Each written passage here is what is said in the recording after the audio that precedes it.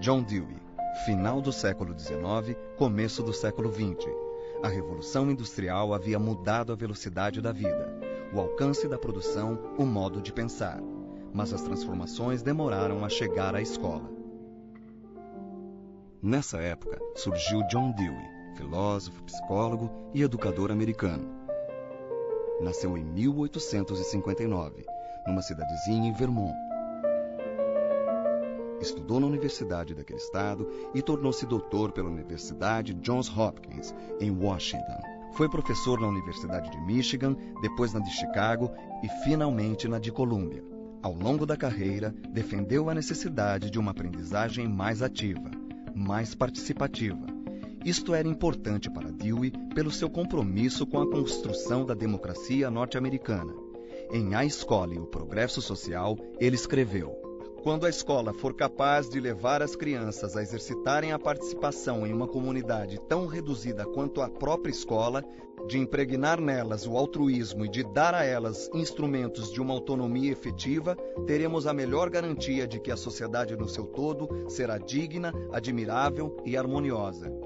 O pensamento de John Dewey refletiu o pensamento liberal e a luta pela formação da democracia americana.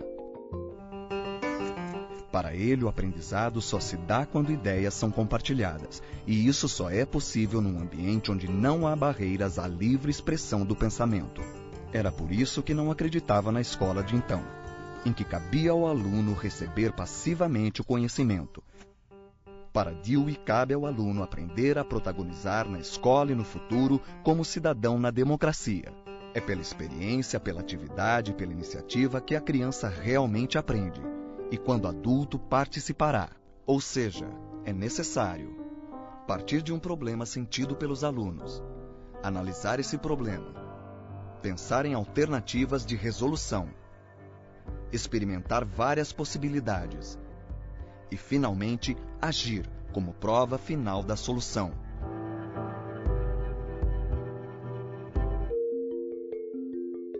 Para Dewey, cabe ao professor não expor o conhecimento que ele, professor, já tem, mas despertar o interesse do aluno, conduzindo o aprendizado por meio da experiência dele.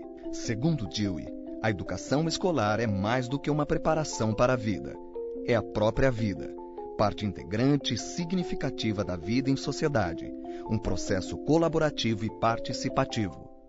Nos anos de 1930, Dewey se aposentou das atividades educacionais, mas continuou ativo, participando de eventos internacionais e publicando artigos e livros. Democracia e Educação, Escola e Sociedade e Experiência e Educação são algumas de suas obras de destaque. John Dewey morreu em 1952, aos 93 anos. Após influenciar muitos pensadores, entre eles o baiano Anísio Teixeira e o paulista Fernando Azevedo.